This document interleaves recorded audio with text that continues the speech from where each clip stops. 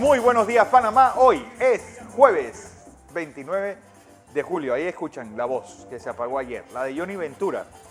Bueno, no solamente un gran promotor cultural de la República Dominicana. Bueno, un día en el que empezamos con 2 días de barrido, el segundo día de barrido, en 10 circuitos en el país, con la meta de conseguir 500.000 de vacunados antes del domingo. Esto, pues, previendo, y dijo el ministro de Salud ayer, que para la próxima semana llegarán 429.000 dosis. ¿Esto qué implica? Y es la aspiración del gobierno, pues, vacunar los de varios circuitos las próximas semanas para que en noviembre podamos alcanzar esa ansiada inmunidad de rebaño. Elisa de Suárez tomó posesión ayer como nueva presidenta reelecta de APEDE. Ahí pidió al gobierno no arruinar el tejido empresarial. Un día en que se le decreta impedimento de salida del país y reporte cada 15 días a los implicados en el descubrimiento de bolsas de Panamá Solidaria en una residencia particular. Atención a los jugadores de lotería. Mañana hay gordito. El domingo, el sorteo del domingo 1 de agosto va a pasar del domingo 1 va a pasar al lunes 2. Y el del jueves 4, el del miércoles los 3, 4, va a pasar al jueves 5. Atención, porque pues, por petición de los fiscales se va a proceder a la lectura de 7 cuadernillos en la audiencia a Ricardo Martinelli, así que serán 6 meses, calculan entre 3 y 4 meses leyendo las 5.000 hojas de estos cuadernillos. Tomó posesión Pedro Castillo, anunció reforma constitucional y dijo que el que no estudie ni trabaje tendrá que hacer servicio militar en Perú. Un día también en el que se desbloquea en la Cámara Baja el proyecto de mejoramiento de la infraestructura pública en los Estados Unidos. Y, ojo, miles de inmigrantes, se habla de hasta de 10.000 inmigrantes haitianos están varados en la frontera entre Colombia y Panamá. Don José. Buenos días, Fernando. Buenos días. Buenos días a toda nuestra audiencia que nos sigue en KW Continente Radio y en Canal 21 Next TV. Jueves 29 de julio. Eso que tengo apuntado aquí en noviembre. No, sí que estamos... Estamos en julio. Julio. Este sábado se cumplen 40 años de la muerte del general Omar Torrijos. De eso le hablaremos mañana. Pero hoy, Fernando, hay muchas cosas que decir. La primera, quiero elevar mis respetos y admiración a ese gran talento de la música dominicana, Johnny Ventura, que además fue alcalde, pero llevaba el merengue en su sangre. Es la voz con la que uno relaciona el merengue. Sí, sí, y además una gran persona. Sí. Una gran persona, no solamente de República Dominicana, del mundo. Dicen por ahí que un puertorriqueño es un cubano triste, porque los cubanos son alegres, sí, pero los dominicanos no. Si usted quiere tener una buena experiencia, baile merengue con una dominicana. No vaya a República Dominicana. Es decir, no, pero no, baile con una dominicana, para que usted vea lo que hemos perdido. Eso es un monumento de la humanidad. Hay que decir y añadir que el presidente Abinader decretó 3 días de duelo nacional en República Dominicana por el fallecimiento de don Johnny Ventura. Bien, pasa a su tumba, a su alma. Ese hombre no morirá, tenga la plena seguridad.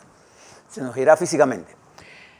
Pero, Fernando, quisiera comenzar hoy, para que nuestra audiencia se ubique estratégicamente, ¿qué está pasando en el mundo con el COVID? Porque hemos avanzado nosotros aquí y para que no durmamos en los laureles. Estaba escuchando, Fernando, al CDC de los Estados Unidos hablar sobre su tremenda preocupación por la variante Delta. Y los casos en los Estados Unidos están subiendo. Recuerde que este es un país que tiene más de 611.000 muertos, más. Y que los casos positivos están subiendo y el incremento en los hospitales, en el uso de camas UCI, en algunos estados está subiendo. Como consecuencia, hay preocupación en las autoridades norteamericanas con respecto a una nueva ola por la existencia de la variante Delta. Si nos das algunos números, Fernando. Recuerden que hace unas semanas hablábamos que en Estados Unidos había 19.000 casos, 18.000 casos diarios. Bueno, ayer hubo 126.863. 120, fíjese ese incremento. Nuevos casos, 126.863 nuevos casos, con 863 nuevos fallecidos. Estados Unidos tiene 5.385.682 casos activos. Hay 628.098 personas en el territorio americano que han fallecido en esta pandemia. Y Estados Unidos, bueno, todos los números son impresionantes. 35.622.567 casos totales. Y así como usted vio... Sí, un poco más del 10% de la población americana ha tenido COVID. A las autoridades de salud nuestra, llamando a la atención sobre el peligro de la variante Delta, y la describió muy gráficamente la ministra consejera Lira Ruiz cuando dijo que lo tenemos en la nuca, porque está aquí en Colombia, y está en Venezuela, está en Brasil, está en América, está en Estados Unidos. Entonces, prestemos atención a eso. Miremos los números de Colombia, Fernando. Colombia hoy amanece con 91.992 casos activos. Ya por lo menos rompió o a la baja esa barrera psicológica de los 100.000 casos activos. Pero ayer tuvo 9.364 casos nuevos con 319 fallecidos. En Colombia han fallecido 119.801 personas y ha tenido 4.757.139 casos. ¿Y nuestra otra frontera cómo está? Costa Rica, como habíamos mencionado la semana pasada, bueno, ayer, perdón, pues le ha costado pues bajar los 70.000 casos activos. Tiene 71.865 casos activos. Ayer tuvo 1.467 nuevos casos con 46 fallecidos y Costa Rica está a punto de romper pues aquella barrera psicológica de los 5.000 fallecidos, va por 4.997. Observe, nosotros estamos entre medio de estos dos países hermanos con 12.738 casos activos. Fíjese la diferencia entre ambos. Y la presión que estos dos países tienen en su sistema hospitalario y la que tenemos nosotros. Tenemos presión, pero no a esos niveles. Pero tenemos un problema nosotros, que los casos positivos son en 9,3%, en ascenso.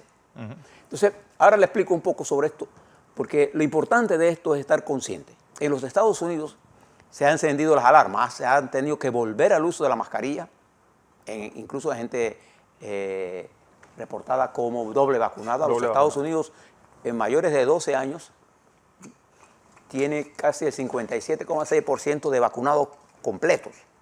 Pero hay una detención de la vacuna por los temores que ha generado en la población toda esta campaña antivacuna. Y de hecho, las autoridades epidemiológicas de los Estados Unidos están advirtiendo de que esto es un delito, estar promoviendo campañas antivacunas en la forma en que se está haciendo en las redes.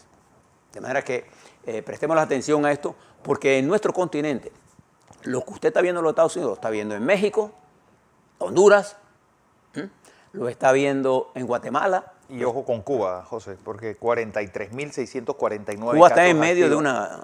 Cuba ayer tuvo 9.323 nuevos casos con 68 fallecidos y los números de Cuba realmente preocupantes. Y eso es parte del problema que hay en Cuba ahora mismo. Sí, uno de los tantos problemas que hay en Cuba. Ahora hablar un poquito sobre eso. Pero lo que quiero llamar la atención es que mientras eso está ocurriendo también en Asia, en Tokio, allá en Japón, en Corea del Sur, todavía en Vietnam, en China ha habido brotes. En Indonesia, en Malasia, sin hablar de Myanmar o Birmania, donde los militares están utilizando el control que tienen de hospitales para decirle, si tú estás en la oposición, muérete. Entonces, al no atender a la gente, el virus se está expandiendo. Y la variante Delta haciendo de la suya. El peligro de todo esto es que puede surgir otra variante. Afortunadamente, la variante Delta es bien susceptible a la vacuna Pfizer, igual que a la AstraZeneca. Entonces, pero sin embargo se reproduce a una mayor velocidad. El índice de reproducción promedio, el que se mira antes, teórico, de la variante original y las dos variantes que están en Panamá están entre 2.5 máximo, pero la Delta está cerca de 6 a 8.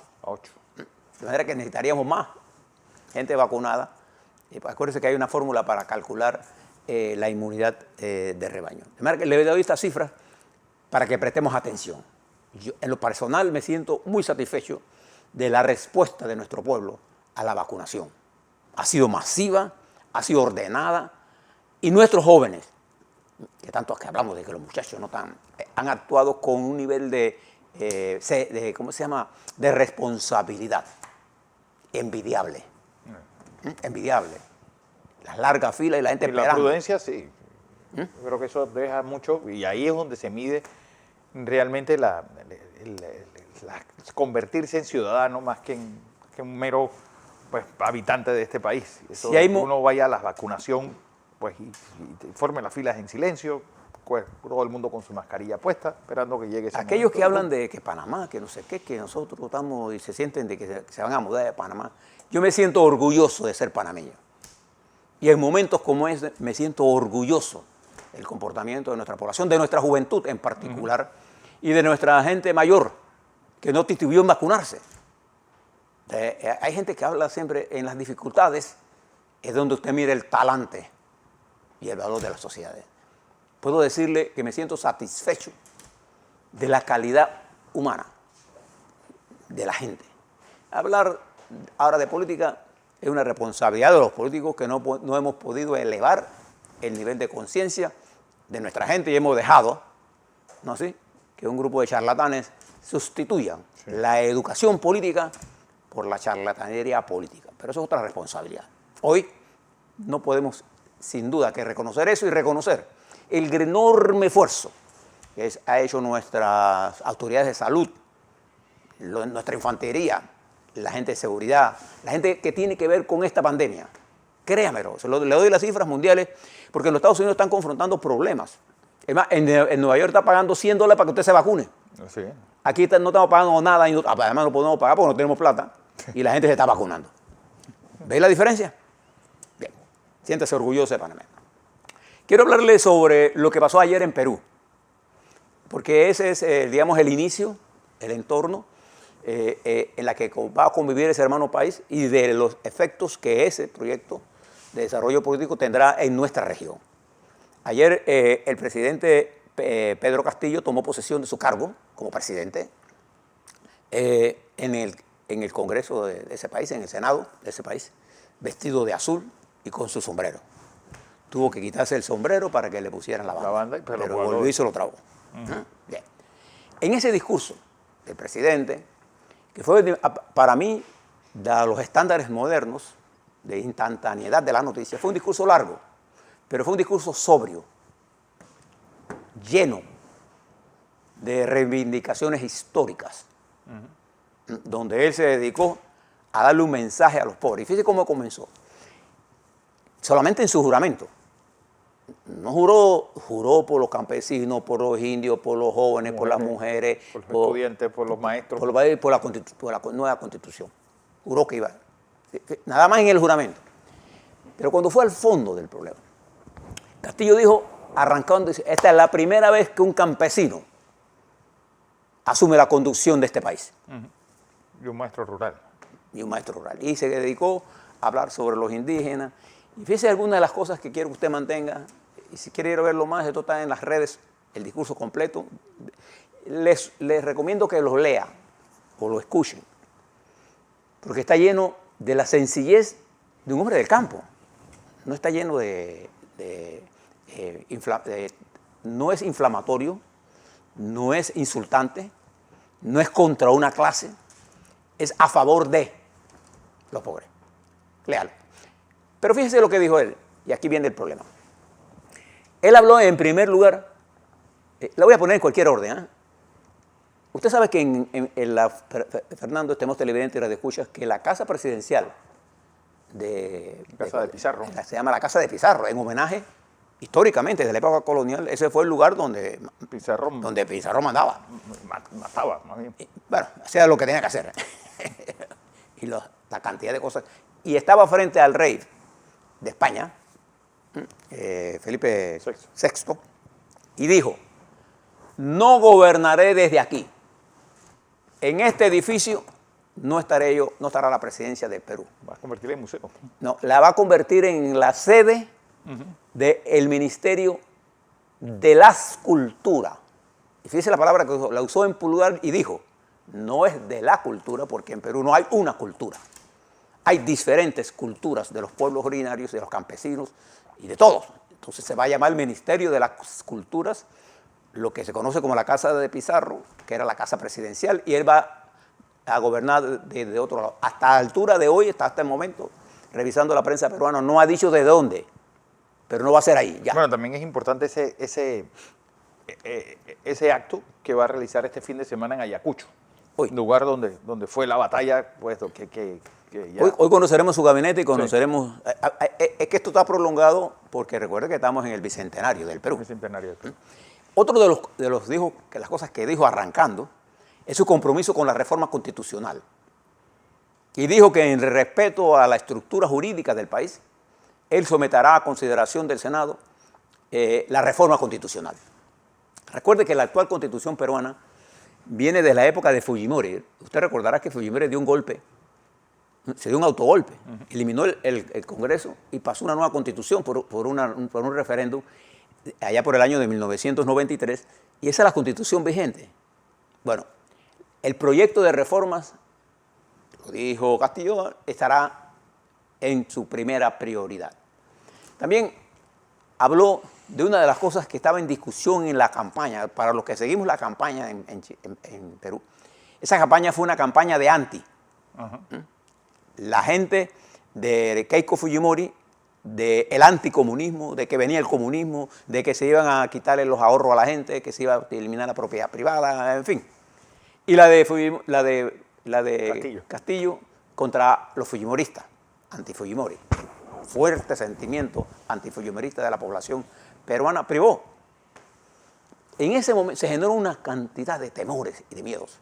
Bueno, Castillo se refirió, no habrá privatización de los ahorros ni de la propiedad privada. Habrá, sí, dijo, cambios en el modelo económico. Aquí viene entonces, ¿cuáles son los cambios? Entonces, no les puedo decir qué cambios dijo, porque no lo dijo. No lo dijo. Pero dijo que habrá cambios en el modelo. Para evitar, sí dijo, que los sectores monopólicos, y mencionó dos, gas y medicinas, no exploten al pueblo. Fíjese, entonces él está planteando cambios en el modelo. No habrá eliminación de la propiedad privada ni de los ahorros, dice él, pero habrá cambios en el modelo. También hizo un llamado, y este va a ser una de las cosas bien conflictivas, para quizás usted conozca la historia de Perú, que se iba a establecer los ronderos. Una de las crisis más importantes que tiene Perú hoy es la inseguridad ciudadana.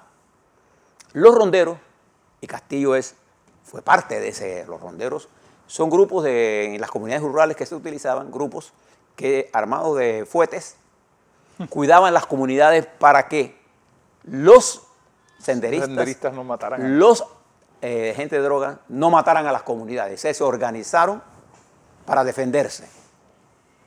Castillo es un rondero. Fue un hombre. ¿Qué era un rondero en esa área? Tenía que recorrer montañas. No era carretera, ¿no? Montañas y cuidar las villas. Él está hablando entonces de que en Perú se establezcan los ronderos para la organización de la defensa de las comunidades y dotarlas de recursos. ¿Qué recursos? ¿Qué tipo de organización?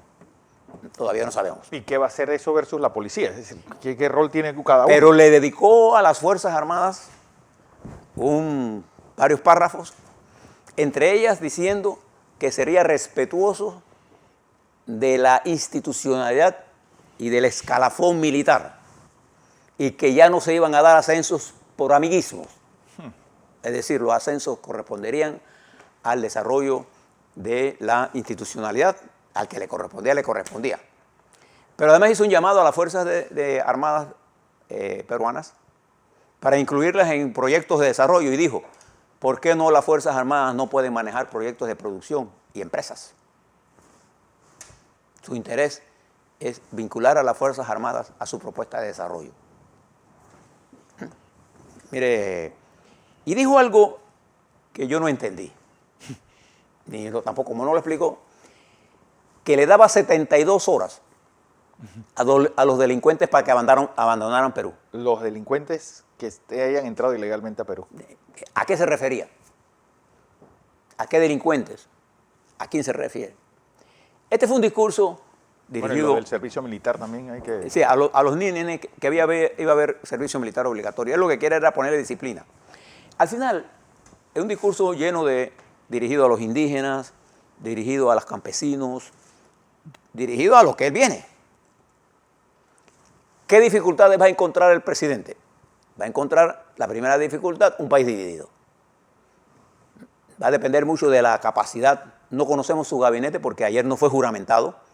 Se supone que hoy, y en uno de estos eventos, creo que la que va a ser en Ayacucho, van a juramentar a su gabinete. Hay algunos nombres, pero como no son oficiales, no vale la pena mencionarla. Hay cantidad de gente que se nombra. Lo importante es que él va a tener que enfrentar varias cosas. Una prensa hostil.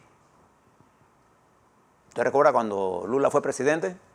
Nunca controló la prensa, en nada. La prensa fue hostil a Lula.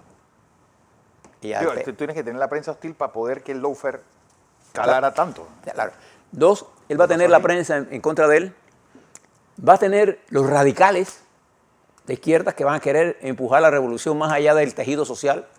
Y la velocidad de cambio de una sociedad, yo siempre le he dicho, tiene que ver con la carrocería social. Si usted le aplica a una carrocería endeble una velocidad, se va a quedar todo regado. Un lado le mete un motor de Ferrari, explota en el camino. Se quedó por ahí. Ese es el problema que tiene el equilibrio de los niveles de concertación. No le va a ser muy difícil con Fujimori llegar a acuerdo porque ella llega a acuerdo con el que sea. Sí, y lo ha demostrado. El problema es la estructura elite que ni siquiera a Keiko Fujimori, yo quiero que ustedes sepan eso. Sí. Keiko Fujimori no es apreciada. Votaron por ella por sustitución reglamentaria para no votar por Castillo. O al menor. Pero en el Congreso hay un sector importantísimo de los más conservadores que se pueden convertir en un obstáculo para él. No en los primeros meses, pero que se pueden convertir. Todo va a depender ahora de cuán sensato, cuáles sean los niveles de realmente de control que él tenga de su gente, de capacidad de entender que los cambios sociales no es el que a más velocidad camina, sino al que puede lograr reformas que sean válidas en el tiempo. Esa es la revolución. La revolución no es revoltear el país pata para arriba. La revolución es aquella, por ejemplo, Panamá hizo una revolución con Torrijos, sin duda alguna, porque el principal obstáculo del país que se eliminó fue el colonialismo. Lo de Torrijos fue una revolución anticolonial. El canal pasó a manos panameñas y sigue en manos panameñas. Eso es una revolución. Los cambios que se sostengan en el tiempo. Los cambios que se sostienen en 2 días y al tercer día cuando viene algo, eso es un revolú. No confundamos una con la cosa. Entonces llega un nuevo momento para Perú. Mucha desconfianza. Él dice que él va a hacer una política predecible. Esa es lo más difícil de la política. Política económica, sobre todo. Claro. Porque planteo lo que tiene el mundo ahora mismo es la falta de predictibilidad. Se lo dejo hasta ahí.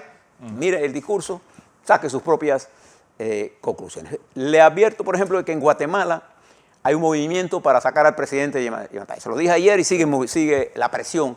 Y sigue la presión que tiene él de los Estados Unidos por haber sacado al procurador que estaba investigándolo a él. Mientras, en nuestro hermano país de El Salvador, el fiscal ordenó la detención del expresidente Sánchez Serén, el nombre primero de él es Salvador Sánchez Serén, y de varios... Maestro, por cierto, maestro de profesión. Y el FML salió, a respostarle al señor presidente que ha hecho de esto su tema. Si es un tema legal, ¿para qué tiene que meterse el presidente? A ver. También en Cuba, el ministro de Relaciones Exteriores se sintió muy halagado por lo que pasó en la OEA. Los países del CARICOM argumentaron de que como Cuba no era de la OEA y porque no se llenaron los requisitos, no se dio la reunión en la que se iba a tratar el tema de Cuba, del Consejo Permanente. Esa reunión quedó para investigarse y dentro de 10 días se reunirá el CARICOM. Luego se reunirá el Consejo Permanente, si es que se reúne. Pero por el momento no hubo reunión. Le cuento ahora en el mundo. Ayer se celebró la reunión, Fernando, entre Rusia y Estados Unidos.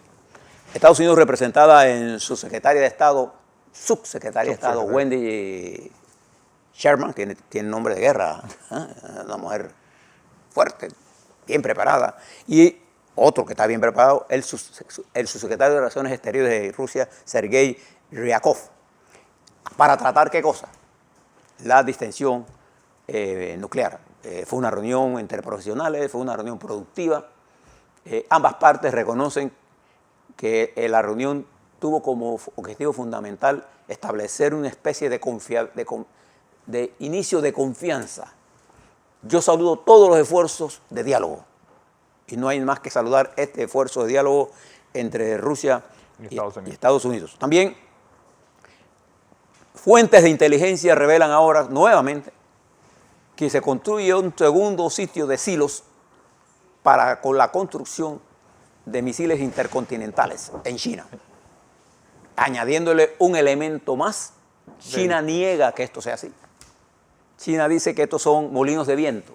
Molinos son sí, molinos para generar electricidad por el viento. La inteligencia está muy desarrollada para detectar estas cosas y esto es un elemento más de distensión. Se prepara una cumbre para octubre entre el presidente Biden y Xi Jinping, que será la cumbre de las cumbres. Esa es la cumbre, ojalá se haga. Y también, como le señaló Fernando, y termino aquí, en el plano internacional, en los Estados Unidos, un acuerdo en el Senado, que falta ver si la Cámara lo pasa, para discutir y abrir formalmente el debate en el piso, en el pleno, perdón, iba traduciendo en inglés, sí, el floor. En el pleno de la propuesta de infraestructura, que se ha reducido, pero no es que se ha reducido a $500 billion, que es toda una cantidad de dinero. Los republicanos aceptaron y que una vez que entre al pleno se votará por mayoría. Y con 50 y la vicepresidenta se aprobaría. Falta ver qué pase en la Cámara de Representantes. Ya es un avance importante del presidente de los Estados Unidos. Y sigue la controversia en los Estados Unidos por la influencia de Trump. Este es el primer acuerdo en medio de ese clima malsano que hay en el Congreso por el peso que ha puesto el presidente Trump de que el que apoya cosas de Biden no gana las primarias. Mire usted cómo están los Estados Unidos. A la vuelta, vamos a hablar cómo está el COVID en Panamá. Vamos a hablar sobre vacunas. 1 millón de vacunas se podrán tener disponibles para las próximas semanas. Adicionales a las que ya estamos focusando. Estamos a un buen ritmo de vacunación. Ricardo Martinelli, en el caso, sus abogados sostienen que los documentos que le entregaron de los cuadernillos carecen de validez probatoria porque no terminaron la cadena de custodia, aparece en los noticieros, le damos a dar cobertura a todas esas cosas. También en Chiriquí están contentos porque la cadena del costo se estableció en el mall, el Federal Mall. El Federal Mall. Mire qué nombre tiene, ¿eh? No, además que es un mall impresionante, es decir, sí, que van a Boquete lo van a ver a los dos lados de la calle. Es digno de Chiriquí. Digno de Chiriquí. Digno de Chiriquí. Los saludo y el costo está allá. Así que, además de eso, la Asamblea ICONEP logró acuerdos para mejor participación en el proceso de leyes. Saludo estas cosas y que también se haga extensivo a otros sectores de la sociedad. A la vuelta a eso y más. Y más.